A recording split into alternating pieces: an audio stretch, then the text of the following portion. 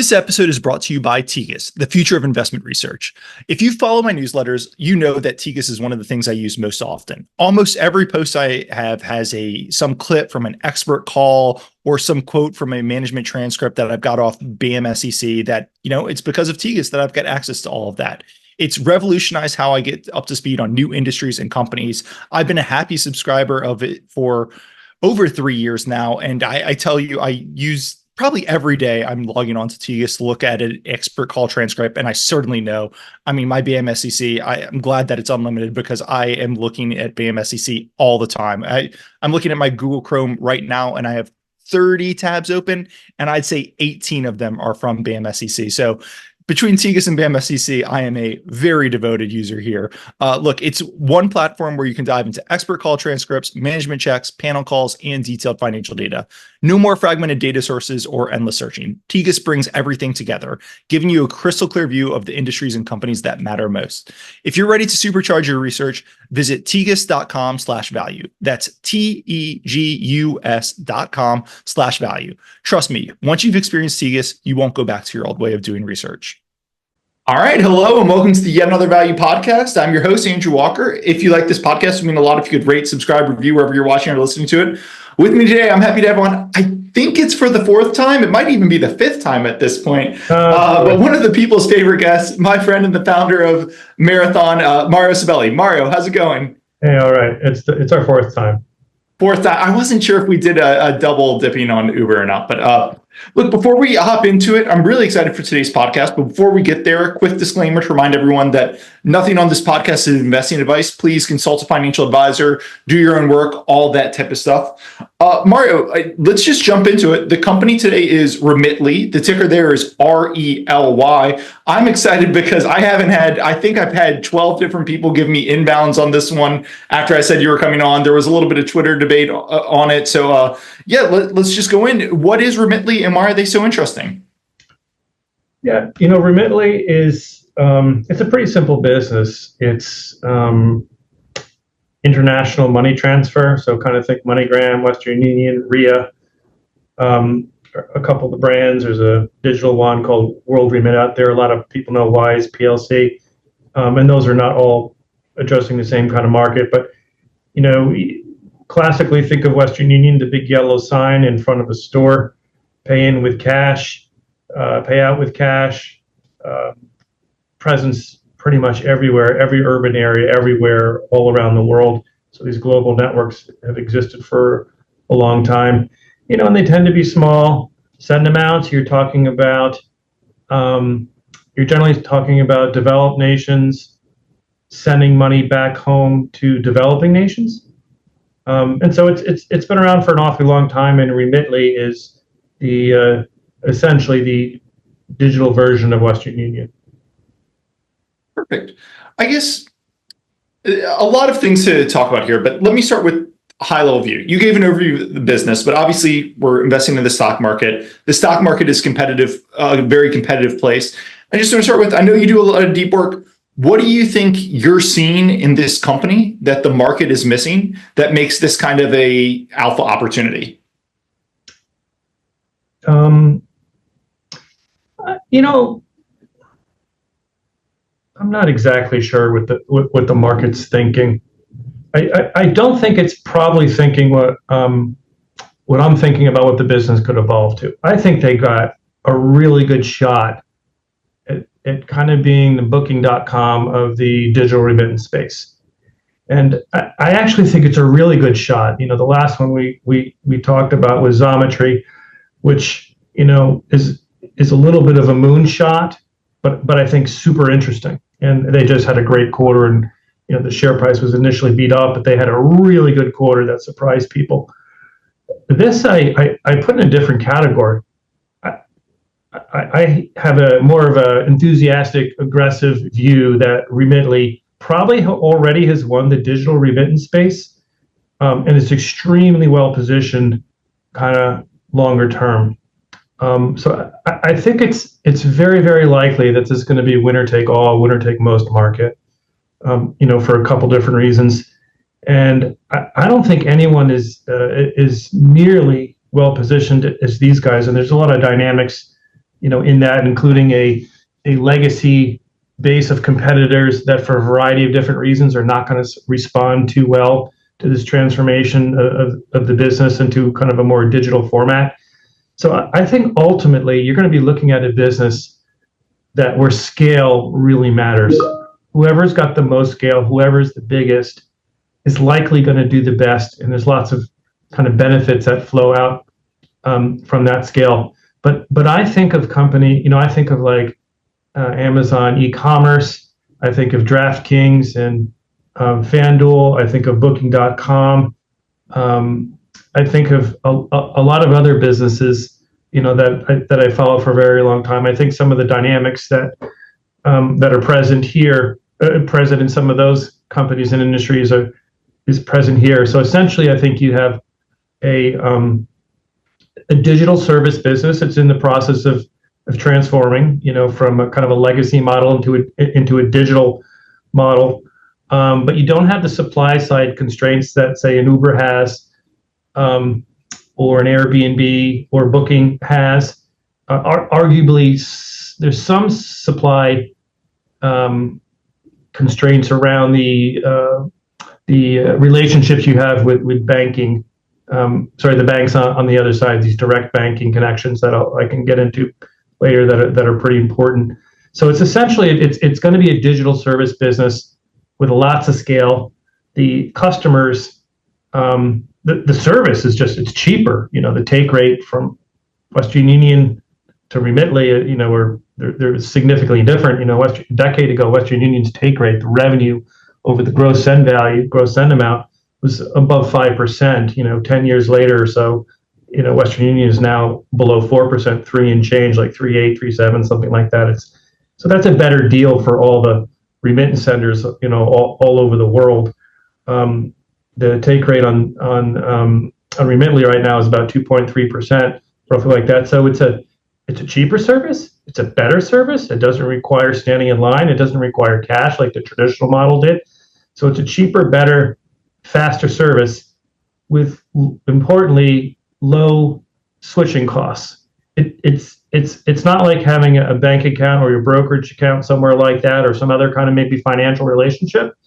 This is one that is susceptible to a nudge could get someone to try the better service. And that's why, advertising dollars are very important here.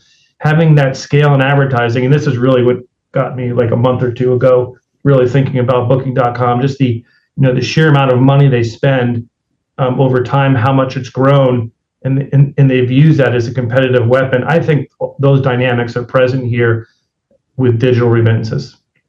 There's a lot to talk about. I guess let's just start. The use case here is really, and I think you can correct me if I'm wrong, I think this might be one that's tough for, look, this is an investing podcast, right? People are listening to it because they like investing. They probably have a little extra money to invest. They're probably not sending like digital remittances like this. I know a lot of people ask why, and we can talk about that. I think that's a little bit of a different product, but correct me if I'm wrong, but the core use case here is kind of somebody sending, an immigrant who lives here, sending money back home, and it's probably like $100 to $200, which is obviously different than, I think you mentioned when we were talking offline, an expat who might be transferring an entire paycheck, and they're probably making $3,000 or $5,000. Am I thinking about that kind of correctly?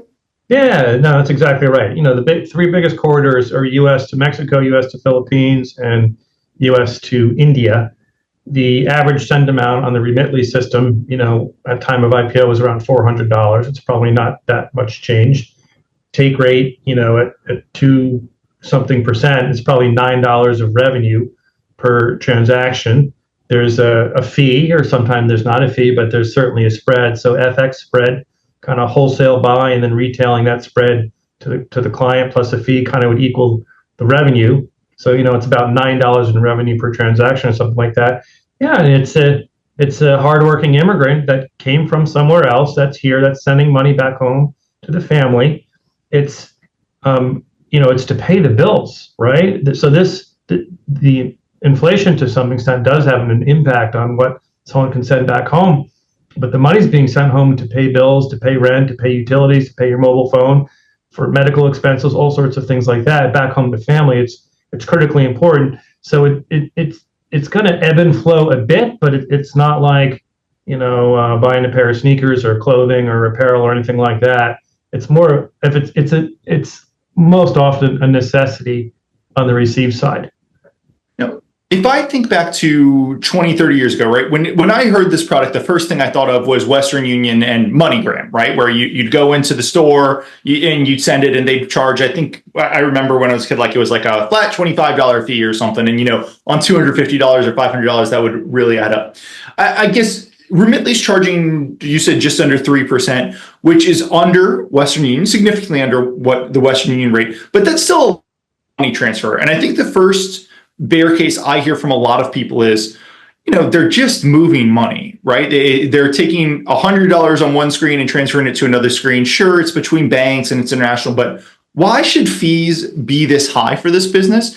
And why isn't there a competition to fees and fees kind of go to zero over the time, right? Like, why can't banks do this between themselves? Why doesn't this go to zero? If this was 3 years ago, we might say, hey, why doesn't Bitcoin solve this would be an answer. But I'll just kind of throw those fee questions over to you. Hey, Mario, for those who are listening, Mario's rubbing his hands. He's excited. I didn't throw him a softball, but I did throw him something.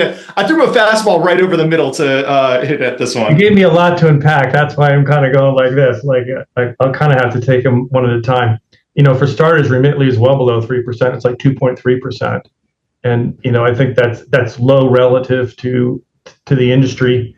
And look, historically, there's been some perception that remittance players, rip off immigrants and rip off people by charging high fees. And in some quarters, it's less competitive. There's probably some unique quarters, I don't know, like, UK to some countries in Africa where it's not as competitive and the fees are higher. But generally speaking, this is not a service that the government provides. There's all sorts of rules and regulations around this. You got to know your customer. You got to make sure that ill-gotten gains are not going across your rail. It costs something to support this. This is the legacy business now. These vast networks of, massive amount of places. And like in New York City, you could walk in 2 or 3 minutes. You could pass multiple places to send money. And that exists all over the world. That costs money to support. Those stores don't do it for free. They have someone there counting the money. There's computer systems involved, all that. So it costs something to do, and it's not provided by free for the governments. Banks provide the service, but it's not a core business of theirs. They'd rather make loans and take deposits and get interchange and 50 other things before this. So it's not something that they focus on. So that lack of focus and in not having a subsidized service provided by governments, at least none that I'm aware of, has created a narrow niche, MTS, money transfer service business, that has existed for a very long time. And generally speaking, I think they do charge a relatively good price for the service that exists. That's to have money instantly show up from one currency in another currency halfway around the world efficiently, easy. That takes money to invest in that, and to some extent, there's a lot of costs embedded. So Remitly's revenue per transaction is about $9. There's a lot of costs and overhead that kind of go into that $9. So that 9 really can't go to zero, right? It's like if you're in that business, there's a lot of cost to being in that business. So and look, we had a filing position on a company called Zoom, XOOM, not Z, XOOM, about 10 years ago. We kind of delved into this a little bit when we were talking about Xometry, a couple of months ago, and my experience and why that market took so long to kind of turn over and to go digital. So we have a lot of experience in the business. The conversations back then, 15 years ago, is like, they're not dissimilar to some of the questions you're asking me. And yet here we are, Western Union, has started to decline. The store cash-based transactions have gone into decline, perhaps terminal decline. I think that's likely, though. You don't know. There's some volatility in that. But that business is still around, cash flowing all these years later is quite incredible. So I don't think I don't have any fear that like fees are going to like melt down to zero. I can get into cryptos as well, and you may have to remind me of some of the counterpoints that you gave me. The reason I know about Bitcoin is because when we were doing research on Zoom, someone said, "Hey, Bitcoin's going to make Zoom go to zero. Like you should be aware of that." Bitcoin was $200 or $300, and I bought some just to understand and see how it worked. And I obviously wish I bought a lot more. And I'm kind of I'm not a non-believer in Bitcoin. I've owned some for a long time. But with digital currencies, one thing I quickly found out is that there's friction in cryptos, right? It takes time, and there's some risk involved if they're not kind of tethered to anything in getting them from point A to point B. Once you introduce time and risk, someone's got to get paid. So there's fees on them. And I actually have a contrarian view that a stable coin, to some extent, could be an accelerant to Remitly's business at one point. I'll leave that for later. But on the receive side, you like I said, these are paying the value has to be in a form, fiat currency that can pay bills. And so I suppose in the Philippines, when the utility starts taking Bitcoin payments, that might be an issue. Maybe that'll happen. But I think that's a ways off, and the uniqueness of the services, and Remitly's included, is the speed at which they operate and the utility of the currency on the other side. That's what people want. These aren't Bitcoin enthusiasts, running around, moving funds all over the world. They're getting currency in and they're paying bills. I think you said one more factor. Tell me what thing you asked me about that I didn't address. I kind of did the crypto. That was great. I can't remember, but let me go to another question that's kind of weighed on my mind as I've been looking at this company. You and I were talking offline. We mentioned the way we probably transact with each other. You and I go out to lunch. I pay. You send me a Venmo for half of it or a Zelle for half of it. That's not how you can do international. But I'm worried that taints my brain here. But let me ask the question. I was reading a conference that the CEO was at recently, and multiple times he talked about how important trust is when they're building these things out, right? And it was hard for me to understand trust when it came to Remitly. Like, I do know 20 years ago, if you were walking into a drugstore or a bodega, whatever, and you wanted to send money internationally, right? I could see, especially if you were in an international country or something, I could see how seeing that big Western Union or MoneyGram sign, like that would install trust. There was no internet or anything. It's hard for me to, and maybe it's because I've never sent one. Again, maybe it's because I use Venmo and Zelle. It's hard for me to understand how the trust factor plays into Remitly versus competitors, or even just Remitly in general. So could you talk to me about that trust that they build and how people know? And it might just be, again, because I don't know anything about sending internationally, but how does their customer base kind of trust them, and how does that matter with this business? Yeah, well, look, we had some lessons in the financial, industry. We had some bank failures. Trust matters, right? First Republic kind of failed. Someone trusted that bank. Oh, it failed. Where's my money? How, what's going on? Who am I insured? All that kind of stuff. So, even people that have plenty of money have to think about, trust and the financial viability of the institutions that they kind of rely on to kind of move about the world, from time to time. But for these kinds of customers, I think this is like front and center. It may be a pretty large percentage of their paycheck that's going back home to pay bills, so they care about it. It's not like they don't care about $400. It's a pretty big number to them, and the person at home, either wife, mother, family member, or something that's receiving it, that's a lifeline to them. It matters a lot. The number one call that you get in customer service for all the remittance companies is, where is my money? So, someone's like, if you send $400 and it's on Monday and it's expected on Tuesday, but it gets pulled aside, there's some fraud concerns or something like that happened, or they're using ACH and it slows down or something, and then a weekend, the difference between someone getting in a Tuesday and that following Monday could be massive to the person on the receive side. So I think the magic, this is the potential magic that Remitly is delivering and then even years ago when we owned Zoom, that we were very focused on, which is that send that works just perfectly. It's a send, swipe of the phone, instantaneously shows up in India or the Philippines or wherever it's going. It's confirmed to the receiver. They have it, and it happens like that.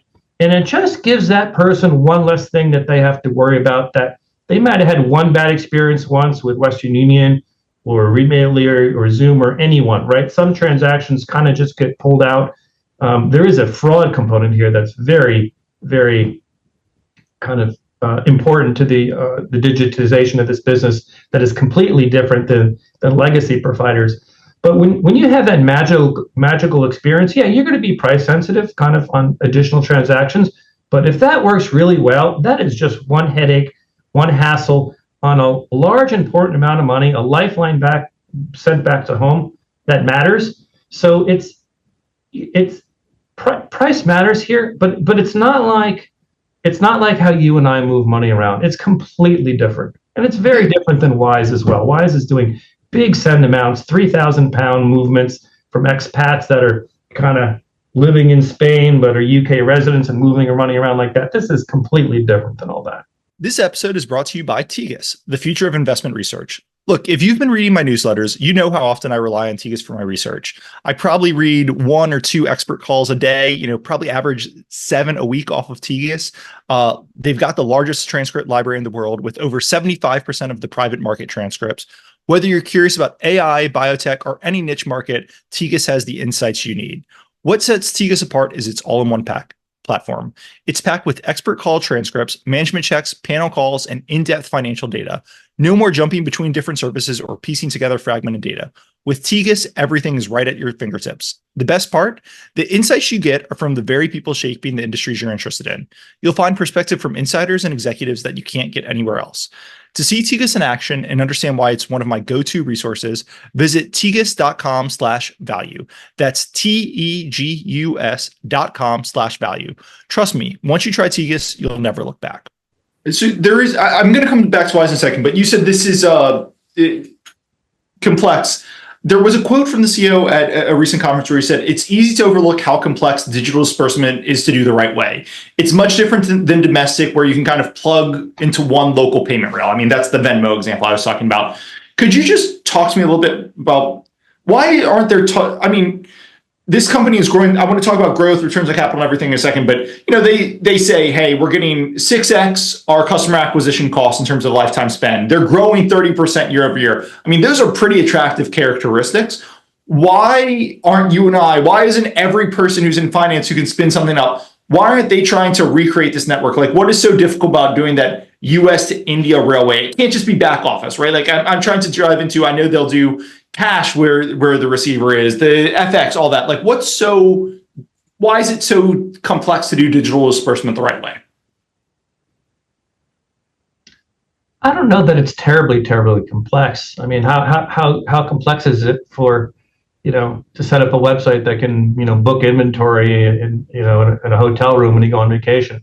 I wouldn't say that's terribly complex, but we know it's turned into a business that, has a couple dominant players where there's massive scale that's involved in making that service kind of work the way it does. There's a variety of things going on here. Like, if you look at the legacy model, it was kind of magical, right? If you bought Western Union in the 70s, I know that I think it was part of a company went bankrupt and it got carved out of that. It eventually became public. But Western Union has been doing big cash flow for multiple decades. It used to be a growth company. It's paid a lot in dividends and all that kind of stuff. And they had this magical kind of component to the business, which is they had this big kind of network with massive scale that was very difficult to replicate. Yes, exactly. Yes. And then the utility of that network, meaning, like I just said, I could walk out my building and in 2 minutes I could walk past a couple of places that do these things in any major area, secondary area, anywhere in the world. I can move money around instantly. Well, they had this crazy good funding mechanism, which is cash. People came up with cash. As long as it's counted accurately on the receive side, it could essentially show up anywhere around the world on their network instantaneously. And that that was an awesome business. So I mean, I think at the peak they cobbled together 11 or 12% of the remittance market. That was their share, by far the biggest player.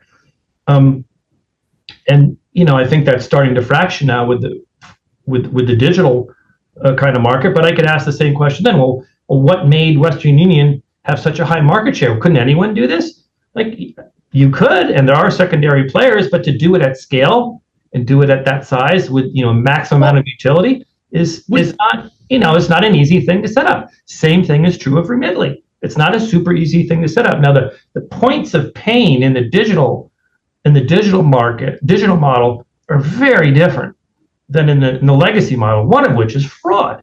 I mean, you have scale at fraud with Remitly. They have to deal with scale at fraud, which is a professional cyber criminals that are trying to rip them off all the time, because it's way better if you have a stolen debit card. It's way better to cash out than to receive some product. Well, let me buy a bunch of things on Amazon or whatnot. And we all know that kind of fraud happens, but they get tested very, very aggressively here all the time by professional criminals all over the world.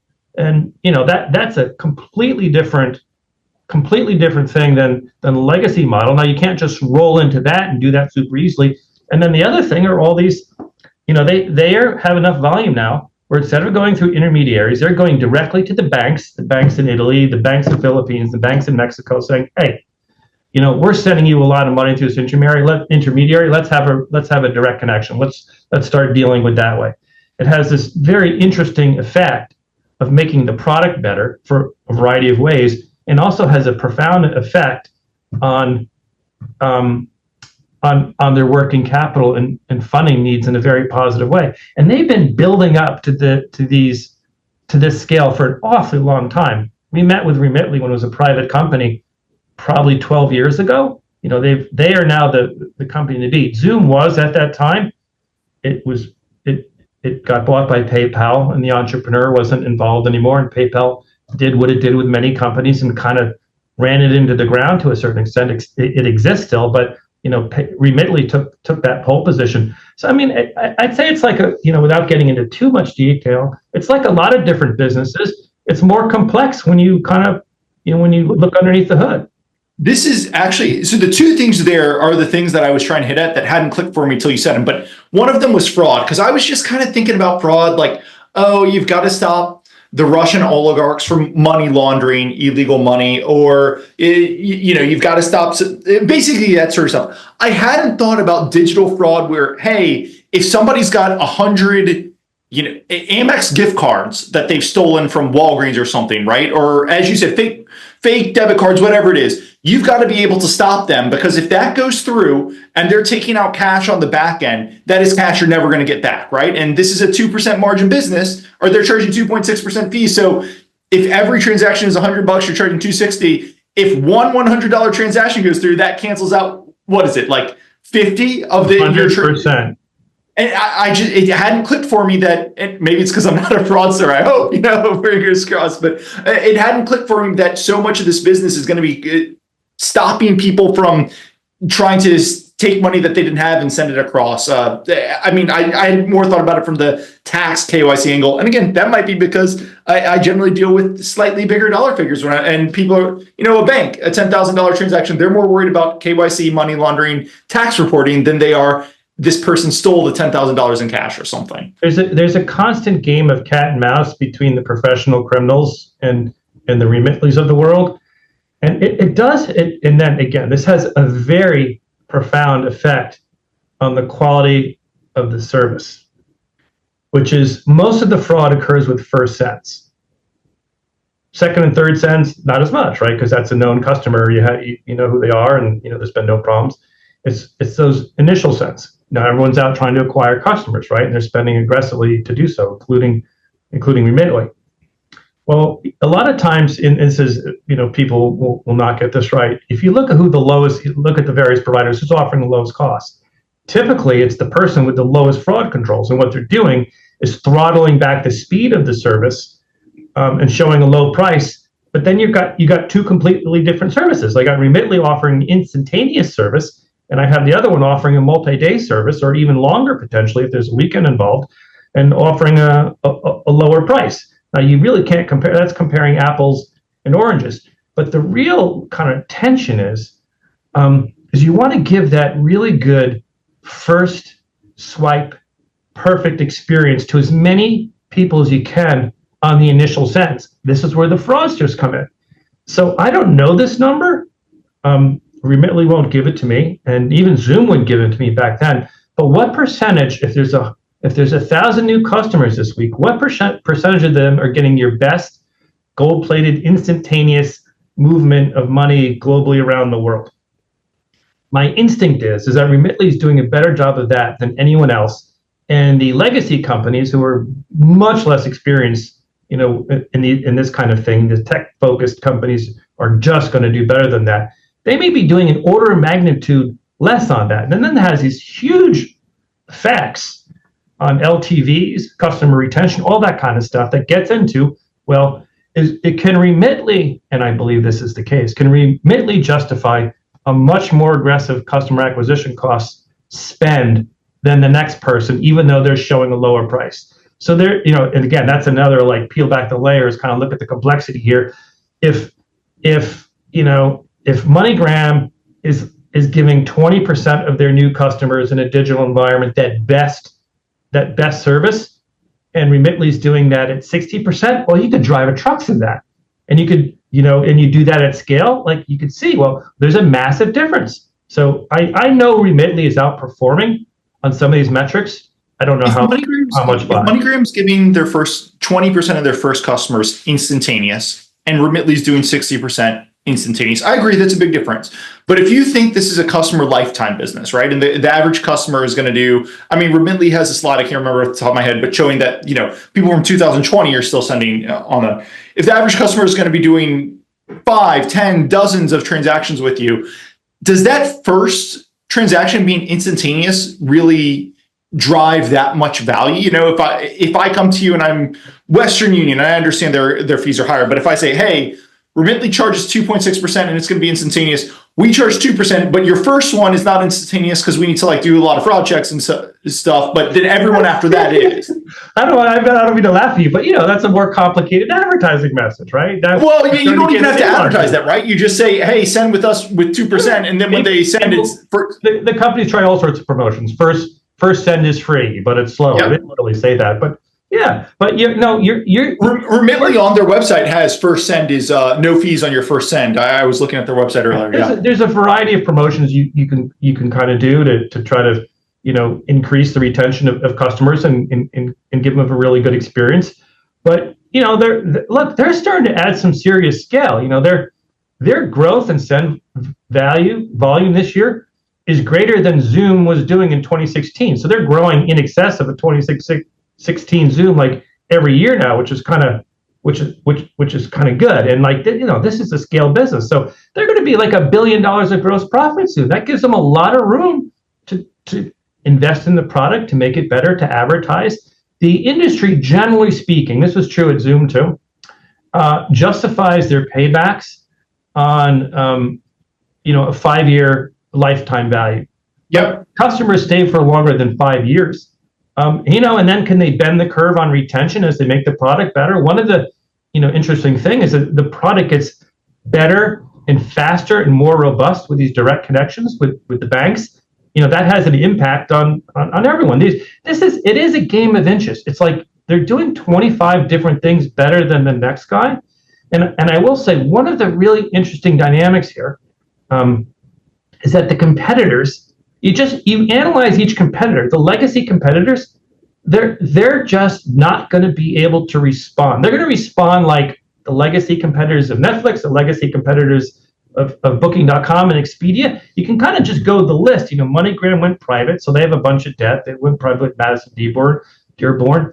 Western Union's got a big dividend yield. These are all profitable businesses. Western Union is not going to have permission from its shareholder base to be like, I'm going to destroy profitability this year because I want to kind of be on the right side of this. They also can't because they've got all the, the bodega down the street where I can go and I can send through Western Union. Like they have to be able to give them a cut of what I send. And if they cut their fees, classic channel conflict here, which was the store-based network does not want to see lower prices in a digital environment. they're providing the service because they get a commission for it, and then they want people in their stores buying things, and that's kind of been the traditional business. And actually, Western Union, the percentage of commissions that they pay out to all their partners all over the world is actually gone up slightly as a percentage of revenue, even though the business has kind of begun to get smaller. And certainly the store-based business has gotten smaller because they have kind of a growing digital business, but now a flat to shrinking store-based business. So I want to talk about you mentioned Game of Inches getting better. The company in a interview was talking about their flywheel. I want to talk about that in a second. Let me back up a second. One friend, when I said you were coming on, he put it to me like this: hey, this is a company growing 30% year over year, and we can talk margins, we can talk about that, but this is a company growing 30% year over year that's tech or tech adjacent, that's trading for 2x sales. How many companies growing 30% year over year do you know that are trading for 2x sale? So I guess I want to ask you, I framed it at the beginning, what is the market seeing? What are you seeing that the market's missing? But I just want to ask, like, what is the bear case here? Why is this trading at 2x sales? Like, it seems kind of crazy. What are people worried about? Well, I'll take a crack at that in a second, but I do want to say, like, look, you said, sorry, repeat what you just said again. It's trading at 2x sales. It's growing 30%. Just evaluation. And I'll just add, I think it's down 50% year over year. So it's like it's growing rapidly. The stock price, we haven't talked margins or anything, but the stock price looks cheap. And if you said it was at 4x sales and it was growing 30%, I'd be like, oh, that's kind of cheap. But it's 50% down from there. I'm not thinking about multiple. I wouldn't consider Remitly or buy it based on multiple sales. For start, they're going to spend $200 million plus on marketing, a little bit like some early days on Netflix. If this model is profitable, already profitable, just the little fact is that you spend to acquire a customer, you spend a bunch of money, and you get a fraction of revenue and gross profit from that kind of in that given quarter. So just growth is naturally suppressing profitability. If they gave up on growth, they would be instantly profitable. So this is a profitable business. I don't have any doubt about that. What I think about, what gets me interested, is that the incrementality of like the next 25 million of send volume that goes over the rails. That's going to come in at a higher margin and higher profitability than the prior 25. It's going to get layered in, and they have started to leverage, especially marketing, all their OpEx costs. And I think this is the part where I think, oh man, they have a shot at being the kind of booking of the space. They have the FanDuel kind of potential of the space here. They're going to make it really, really hopeless for other competitors that just won't be able to leverage expenses like that because they won't have the scale. And this will allow them to be even more aggressive on marketing, acquire more customers, and add even more scale. I think longer term, two things. I think Western Union topped out at 11 or 12% market share of global remittances. I think the scaled digital version of that company, like the apex predator of this space, is going to exceed that market share.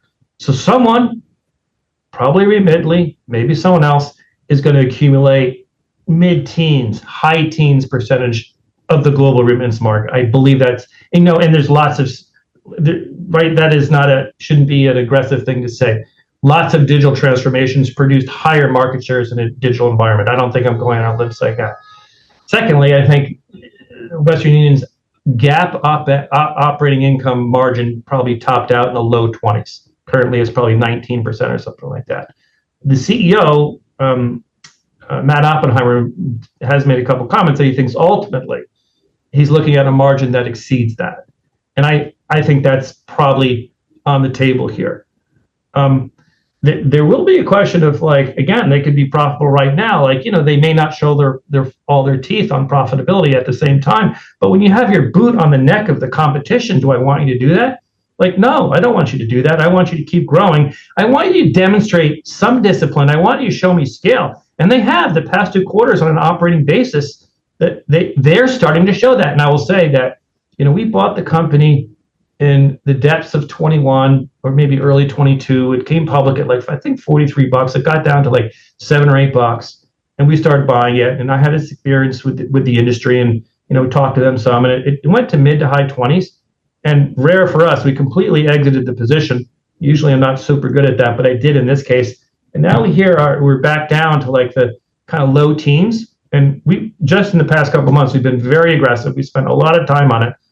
The business is bigger too, so I think the valuation is not that much different than kind of when I bought it the first time. But I am like drooling. I'm like, my chops are like, what? I can see the meal. I think there's going to be potentially a really nice steak here. I can just see it. It's coming. So the last 2 quarters, you could just look at it. Look what they're starting to leverage. Leveraging SBC, whatever. They had this uptick in fraud. They had like $4 or $5 million of incremental fraud over their usual fraud rate, which, I think they usually run between 8 and 9 bips of the send value. It ticked up to 12. They said they solved it. They had some new de novo attack that came in that, it's part of the business. You got to figure it out. Cost them $5 million. If they kind of hadn't had that happen, and that does happen from time to time, it's part of the business. It's part of what makes the barriers to entry high. They would have had this gap, their gap operating loss would have been tiny. So they're scaling towards gap profitability when they took this unexpected hit on gross profit. So I see it. I think it's coming. So I'll say a little bit like Uber. Like that was an aggressive call we made on our little first podcast with you. I think that was the summer of 21. And I'm like, I can't see how this isn't profitable. Remitly is more Remitly is profitable now. If you want them not to grow, they're going to be profitable. They're scaling fast. And I think, honestly, this will sound really aggressive, but I feel very strongly about this, that it's already lights out. They already won. It's kind of over already. Like the outcome is kind of known. Now, some competitor, Western Union, someone could get frustrated and say, I'm gonna get really aggressive on advertising, keyword buys. I'm going to lower pricing, all that. Remitly's down 20% that day. Maybe Wise says, hey, we're going to enter this market. I don't think they will, but maybe they do. But these legacy guys, I'll exclude Wise for a moment from that statement. The legacy guys' ability to sustain a price war and ad war against Remitly now is like rapidly diminishing. It's kind of already almost too late. If Remitly grows a couple more quarters at this rate, I think they can. I'll call this rate kind of mid-20s, low 30s. Like it's almost done, and that's the part that's exciting to me. I think it's kind of almost obvious. I'm a close follower of the business. I followed this industry for 10 plus years, so that'll sound aggressive potentially to other people. But I think they're just about there. It's almost already too late, almost. No, I'm just laughing because you started off by saying our podcast on Uber, and I'm remembering like Uber at the time, even when we did it, there were people who were like, hey, I don't understand how this can be a profitable business. They're burning so much cash. These guys are crazy. And here we are. I think today, our friend Modest had a tweet that said, hey, Uber is going and raising like long-term, basically investment grade bonds, and the use of proceeds is to buy back shares, right? Like they're a levered capital return story. And that happened in 3 years. And I'm just, if I'm pattern recognition, my Mario Cibelli pattern recognition here is Mario said that about Uber right before they flipped when they were still growing like crazy. I mean, summer 21 was a long time ago, but that was growth mania summer. But he said the industry's flipped, they've won, the competitors just don't realize they're dead. And here you're saying the same thing, right? Like that's my pattern recognition. It's, hey, Rely's won. They've hit the scale. As the CEO is saying, we've hit the flywheel. We're better than our competitors. We're growing. And now it's just about proving out the margins. And 3 years from now, maybe we're talking about Rely putting out those, 10, 15 year, 5% bonds to just use the proceeds, buy back shares. Yeah. Look, I got some things wrong. So you'll have some listener point out, Mario Stitch Fix. And yeah, Stitch Fix, I got wrong. That one kind of sucked. But, the reality, you know what Stitch Fix was for me? I bought it at 28 and I sold at 22. That ain't the worst outcome.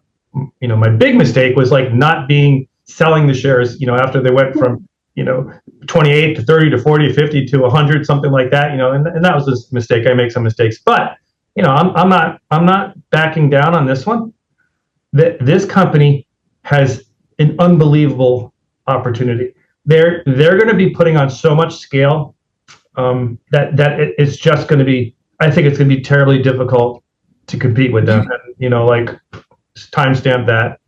We have mentioned Wise a few times in passing. And I just want to ask, because you saw it on Twitter, I saw it in the comments I was getting back. The most frequent question I got here was not, Western Union. It was not competitor. It was not general competition. It wasn't fraud rates. It wasn't, hey, yeah, they're profitable on an adjusted basis, but there's a heck of a lot of stock comp here. None of those were the questions. The most frequent question I got was, I think there's a lot of people who really like Wise. I really haven't researched the company, so I don't know. I think there's a lot of people who really like Wise, and they were saying, why doesn't this become a knife fight between Wise and Remitly? I think a lot of people think Wise's fees are cheaper, and they say if this is a knife fight between Wise and Remitly, and Wise's fees are cheaper, why doesn't Wise kill Remitly Adventure? So I know you've got a lot of thoughts on that. We started alluding to them, but I just want to give you the space for that. Yeah, I think, and look, I met to the investor relations guy and sat and had breakfast with a Wise IR person. You know, and this is a successful organization. They're good, but it's a different market. You know, and just for starters, so yeah, you know, Southwest and Spirit Airlines have the lowest prices, right? So they're going to put everyone out of business, right? That's how markets work all the time. Well, Spirit's Spirit's out of business. Though, you know, it's funny. You mentioned that Spirit is going out of business in large part, because United and all the other guys copied the Spirit business model, right? But they segmented it. They said, okay, everyone rows 5 through 25, we're going to let people buy the Spirit model if they want. But then rows 1 through 4 is still first class. So we've got this very high margin business that we're using. And we fly the Spirit for rows 5 through 20. We get the big profit pool at the front. So it's the best of both worlds. And Spirit, that was low margin all across the board, could not keep up with them. I don't want to talk about airlines, but that's just to say, like, you know, just for starters, lowest price doesn't always guarantee success. Now, what's price here? You know, the Wise on lower send amounts, which is present in the remittance business, Wise has inline fees with the rest of the industry. Their bread and butter are big send amounts. I think their average send amount's like over £3,000, right? Remitly's average send amount is $400. It's just night and day. So that's like a 10 times difference in the send amount. Wise has lower take rates at very, very high dollar amounts. They don't offer the cash payout network that you have to be in this business. You know, a substantial minority of Remitly's transactions are still being cashed out, and in certain markets, I think like the Dominican Republic, like they'll deliver cash to your door. Like there's a huge demand for cash still. That's how people do that. That's not true in India. You know, and then, you know, do the Wise shareholders, with all the runway that they have for growth and everything like that in their core business, I think they spent 40 million pounds, a little bit less than 50 million pounds, you know, on marketing last year, you know, and are very profitable. You know, if they want to get into this low send amount immigrant population, you know, they're going to have to invest a lot in advertising. And then I think that doesn't even kind of fit with their core business. It's like it confuses kind of the brand image that they have. Like, I just don't think there is so much white board left for both these companies in their separate niches that they won't even see each other for years potentially. You know, maybe they're good merger partners one day, but they're just completely different businesses with completely different customer bases. And, you know, like Wise could have gone after Western Union for the past, you know, I don't know, how old is Wise? It's at least a decade, right? It's been around for a while. They could have gone after Western Union's business, and they could have done a digital version of that and like really try to compete in the remittance space, but they haven't, because it's a very different business. So to me, it's not even something I actually worry about or think about much at all. I think the more likely kind of bear case is that you'll have some headline risk, that someone's going to get, one of the legacy guys will get desperate. Maybe they'll cut their dividend a little bit, and then they'll try to cut some costs and then invest in it, and so they don't take it right on the chin on earnings and cut their earnings in half, but they'll try to compete for a while, but it'll be unsustainable, because meanwhile Remitly's getting bigger and bigger and bigger, and all that OpEx leverage that we're starting to get, they'll be like years behind us on that. So I think it's going to be a tall task for the industry, the legacy specific money transfer services, to kind of respond without absolutely gutting their earnings. You know, and then, you know, how many times do you see the legacy cash cows kind of like, let me gut my cash flow and really go win this new market? They're always negotiating. They're always like, well, let me try to win it and do a little bit, but I got to keep my earnings and keep my dividend, you know, shareholders happy, all that kind of stuff. So I think when you kind of play it out and play it forward, it's there'll be some competitive incursions and bad headlines on, for Remitly over the years, just like there was with Netflix, just like there was for any of these other companies, Uber, anything. But when you kind of play it forward, I think the legacy guys, it's too late. They should be kind of milking their business as best they can. You look what the companies are headquartered: Denver, Chicago, Miami. This is a tech hub. This is a tech center. Remitly is hiring from Amazon and other companies like that. They're getting very, very competitive people. It's a great kind of place for the company to be headquartered. So, I think they're on the bleeding edge. They're on the very cutting edge of things, and that's tough for legacy guys to compete with. And Wise is doing a great job in its market. So maybe they'll bump heads one day, but I don't think there's anything. There's so much more. There's a lot of meat to kill before these companies kind of run into each other. You mentioned, I think I have the number right. I'm trying to flip through the earnings. Marketing expense, where is it? 218 million of marketing expense in 2023, if I remember correctly. What are they spending?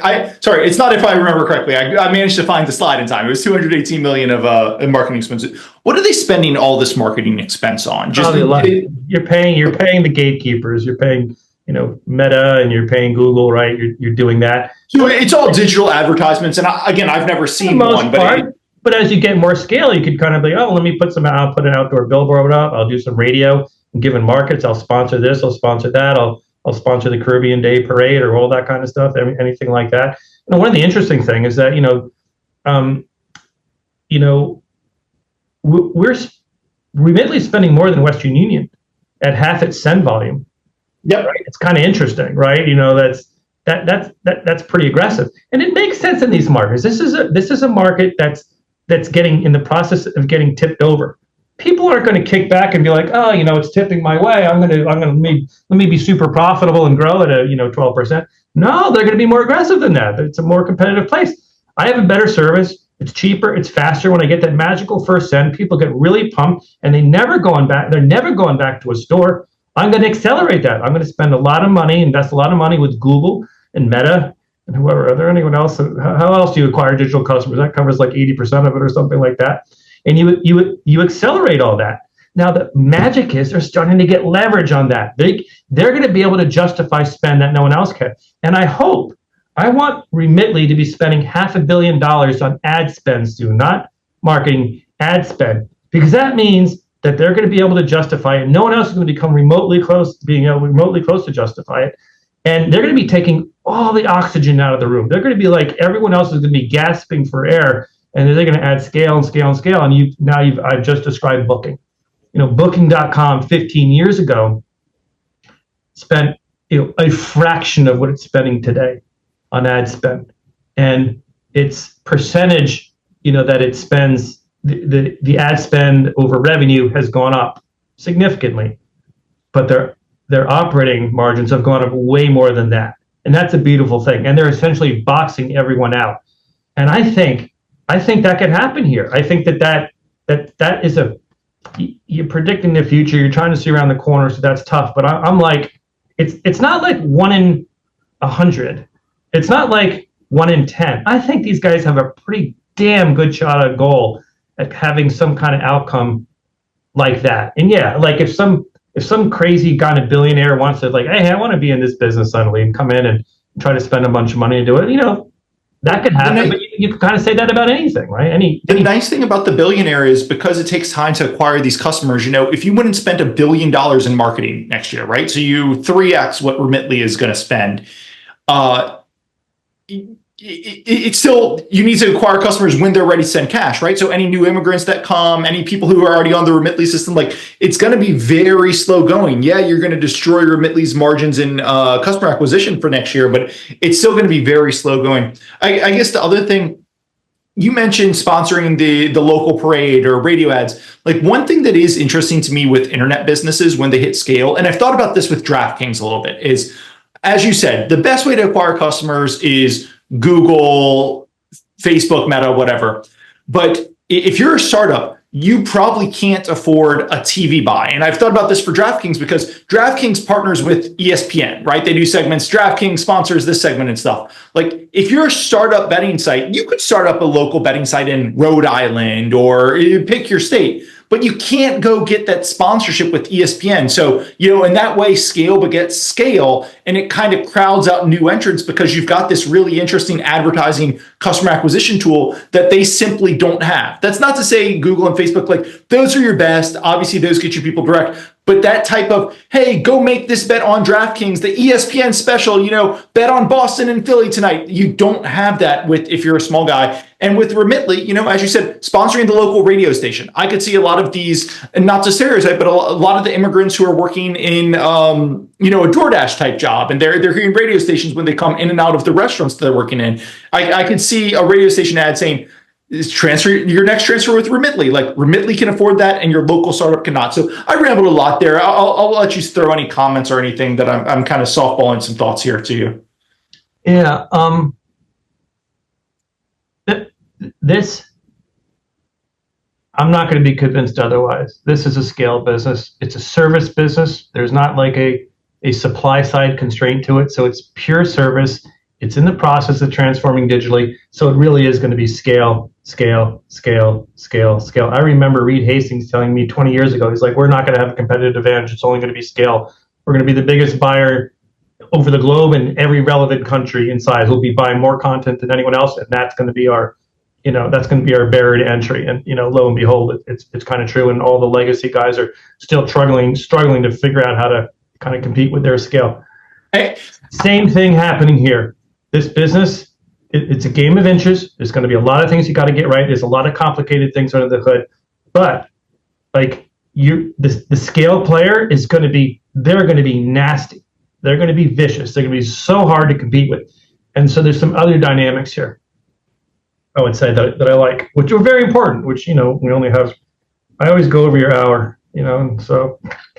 And I always end up by saying, hey, I only go well over an hour because when I'm enjoying a conversation, which I am, but today I'm going to have a little bit of a hard stop because I got to go see the baby girl before she goes to bed. But I have two more big questions, and then I'll let you get through anything you let me do. I'll say real quick. I was going to be look. This is a mission-driven company. This guy Matt Oppenheimer is not in it only for the profits. He passed on his 2 option grants. RSU grants or whatever last year and this year to kind of help out the overall pool of the company. I like where the company's headquartered. I like Seattle companies. You get the West Coast kind of sizzle without as much swagger and bullshit as you might kind of see in the Valley. They have a single class of shares. Like you don't see that anymore, right? Single class of shares. I got a founder with a significant stake that is very valuable to him. They have a large anchor shareholder in the form of Naspers, which is great. We are hoping for I think better disclosures with management would go a long way with the shareholders. And I hope that they get there on that. They've made very good long-term decisions. So away from the business and all the details that we've talked about, like there's some really good things here that you just love to see that make you think like you're investing with the founder, with the entrepreneur. Do I worry about him selling the business out or going private or something like that? I do not at all. I don't think I think it would be difficult to justify it in the current situation. But Zoom did sell, and I don't want Remitly to sell. I want Remitly to execute, and just be, get bigger and bigger. Let me ask valuation. What are we playing for? Like you mentioned, you bought in the doldrums in 2022. You sold it in the mid 20s. As we sit today, I think was the stock 14. I think. But how do you think about valuation here? Right? Like what is a fair value today? You could go out a couple years. You can pick your rate of growth. Maybe pick mid 20s, low 20s. Maybe pick high 20s or something like that. And you could say like, let me give them. Let me take them to the margin that the CEO described over the past couple of years, that in excess of something that a Western Union does. You can kind of do that, and you're like, oh wow, they can earn a bunch of money, right? And they are going to generate a lot of cash too, so there will be cash, that kind of gets put onto the balance sheet to do certain things, to acquire more buyback shares or whatever they're doing. You could do that. You could also just say, hey, let me, for shits and giggles, let me cut out, let me do a maintenance level of ad spend. How profitable could they be right now? Then you would see that would give you some bolster underneath your current valuation, which is what, $3 billion or something like that. You can kind of think about it that way. But I think, like, look, Uber, when it made the transition from, unprofitable, GAAP loss to kind of EBITDA positive, free cash flow positive, to GAAP break even, free cash flow positive, GAAP break even, now GAAP profitability, now somewhat substantial GAAP profitability. It has a tremendous effect on the market's mindset on something like that.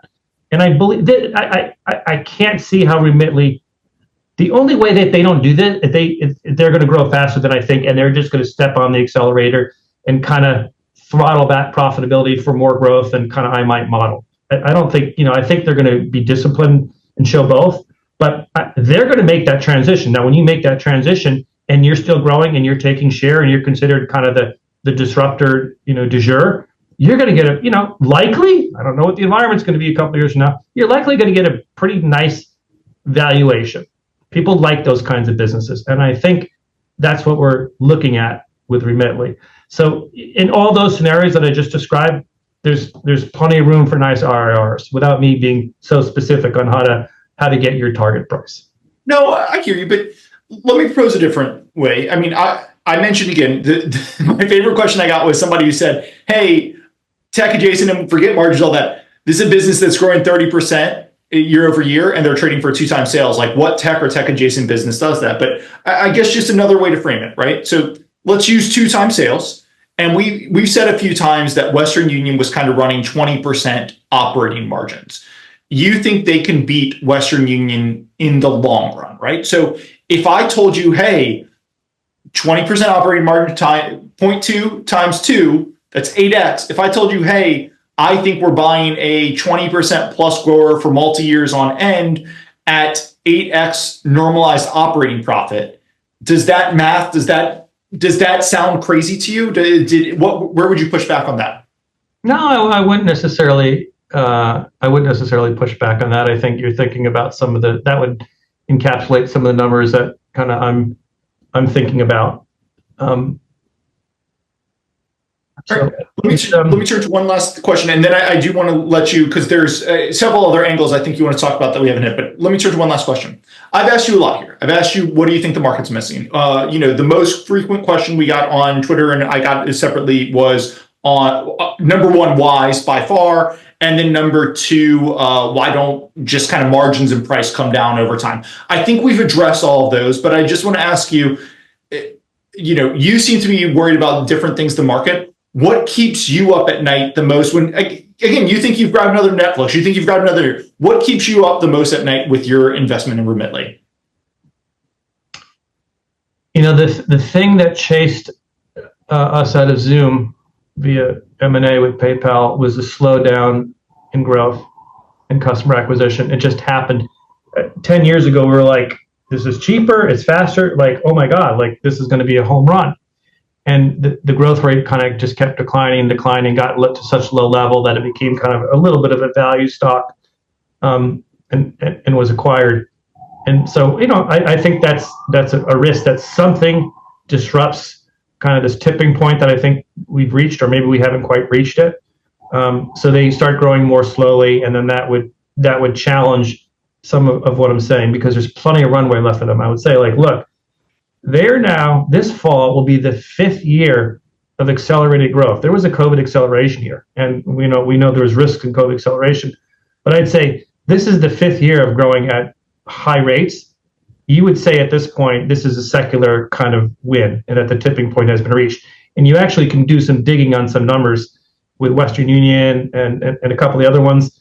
In the second quarter, if you strip out digital from the legacy competitors, you can kind of see that store cash, the traditional store cash model transactions has gone negative.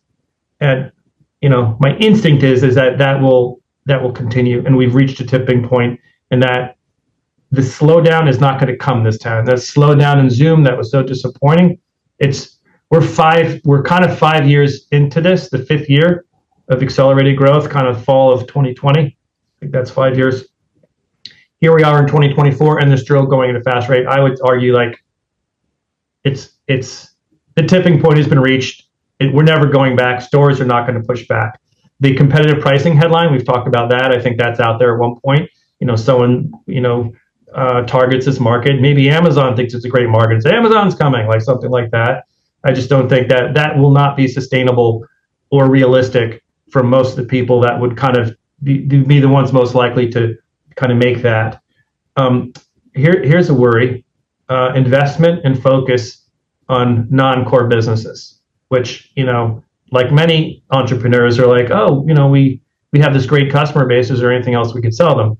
They have aspirations to do that. I think many of those types of businesses are very competitive. I often say like, the first idea is the best idea. The second and third are not so good.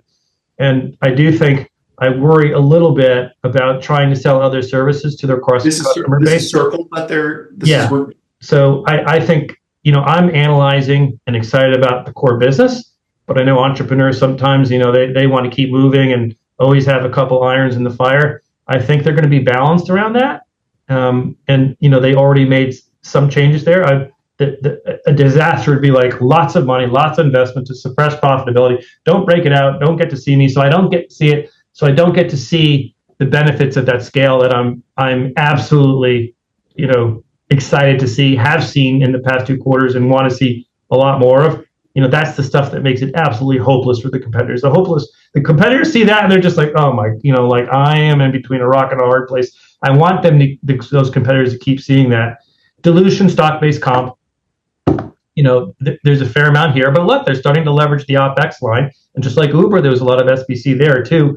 I think management is aware of dilution.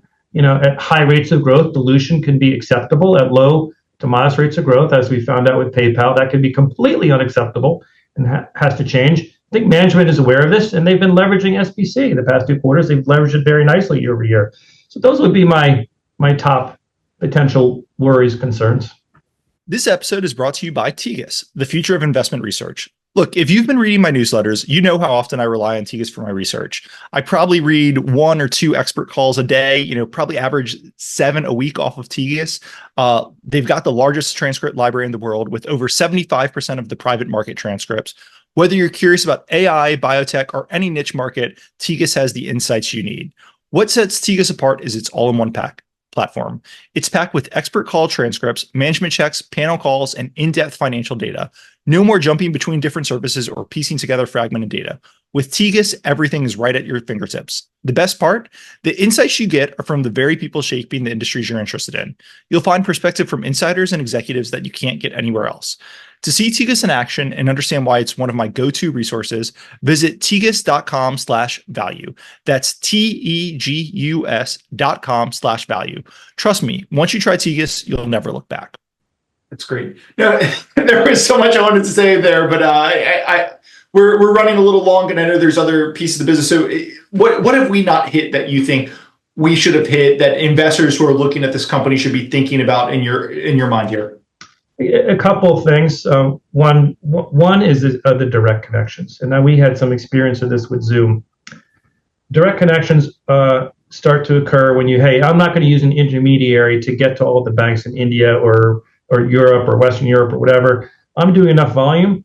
I want to have direct connections. I can approach those banks. Who would an intermediary be, by the way? Like, is an intermediary JP Morgan helps you connect to US, or like, who are these intermediaries? I think, what's the name of the company? EEFTD, Euronet Worldwide. I think they do that. But there's a couple people that, have the relationships with all the banks that kind of assist on a wholesale basis of moving funds around. I couldn't tick them off one by one. I was just wondering who they're replacing as they get direct connections. Now, when you do these direct connections with the banks, so first of all, think about the complexity of it. Like, the banks are in varying degrees of technology readiness, and you're trying to kind of make a better product with them. You're trying to get, the hours of their bank may be closed and their IT staff may not be there. Like, you're trying to, all these things are very complicated and they take time to do. But when you get them, ultimately you could deliver a better better product, a faster product, and fast, of course. When I say better, a lot of times that's just fast, that instantaneous, no question that the funds got there and arrived. Every time you do that, every time you make it faster, you're eliminating that I told you the number one call you get is where's my money. One that just popped up to me, like it seems so simple, but you and I send money to the Philippines at 3 p.m. Eastern, right? I think that's 3 a.m. their time. It's like the banks aren't open then. If you aren't a trusted, right? If you and I had started up our own Remitly service and we tried to send that, like the bank would be closed. We'd have to wait till they open, call them and be like, hey, accept this so our customer can have the cash instantly. But Remitly, because they've got that direct connection, it's just a batch in the computer server or something. It's instantly going to pop on. And that's just one, as we're talking, like it seems so simple, but as they said, digital, when you go international, is a lot more complicated. And that's just one example. But as you said it, it just struck me like, oh, that's a very simple example, but that is part of the power of connection. You start with the big banks and you work your way down to the medium-sized banks and maybe hit some of the smaller banks. Every bank is different, and then you have a team that's doing this, and each kind of setup is going to be different. Someone gets new software that screws things up, blah blah blah. Like it's pretty complex. But when you do that, you start getting closer to that magical transaction. You can deliver that magical transaction. They give the example of like you put with a direct connection. I'm putting in the name and I'm putting in the account number, and I hit miskey something. Well, they can kind of intervene there and say, hey, I think you might have the account number wrong. You sure about that? Okay, that's obvious. But this is something I just became aware of recently. This is not a bank. They're not lenders, but they do have a financing component to their business, which is most of their transactions are funded with a debit card. And the debit card is going to pay them back 24 hours later. To make it instantaneous, you tend to have deposits on the receive side with some banks and kind of make it instantly available. Now you're kind of getting paid back from that debit card funding kind of 24 hours later. So, you might say that's a very, very quick loan, and depending if it happens on a weekend or there's a holiday and all sorts of things that kind of can make their balance sheet kind of look more capital intensive than it actually is. Like their net interest expense was lower than net interest income for the quarter. So they're barely drawing their line to kind of do this business, but they draw it occasionally because sometimes there's more demands on holidays and certain peak periods and all that kind of stuff. Just recently with their scale, they've been going to banks saying, hey, we know you like our deposits. Maybe you're earning, I don't know the rules in each individual company, you might be earning interchange and whatnot, but any bank wants more deposits and it wants more spending on its cards or whatever things that generate revenue. Remitly is starting to flip the equation. They're starting to do post-funding, paying the banks back after they get, paying the banks back after they get their funding, i.e. the banks are now starting to do funding for them, which makes it even less capital intensive. Now, here's another element about your smaller competitor or your competitor that's just starting out or doesn't have scale in this business. Remitly is basically can go to a large bank in Philippines saying, hey, we want you to handle that. You float that to the remittance provider. They're a client of yours. They're going to spend the money. You're getting interchange. You're getting this and that, blah, blah, blah. I want you to do that for me. So I think this is unprecedented. I don't think this ever was present with Zoom. But they're able to flip the equation, to flip the funding back on the receive bank for benefits that they get, and doing that to make that even less capital intensive. The new startup, the new guy, the new low-cost competitor, they're not going to be able to do that. They're starting from square one here. So this is just, again, a little element of like, this is more complex than people think. It's not like a cakewalk. And just to your point, I mean, look, they're sending billions of dollars. I'm looking 40 billion of send volume in 2023, right? Even if you're only funding for a day, right? 40 billion divided by 365, like that's 400 million of deposits that you're very roughly, right? 400 million of deposits that you're funding each day. Like that adds up. If Remitly doesn't have to fund that, that's 400 million less working capital, or they get the interest. Like that is a huge needle mover for them. And yeah, that's something a startup, as they're looking to grow, they're going to have to fund that working capital, and Remitly No longer has to. Mario, any last thoughts?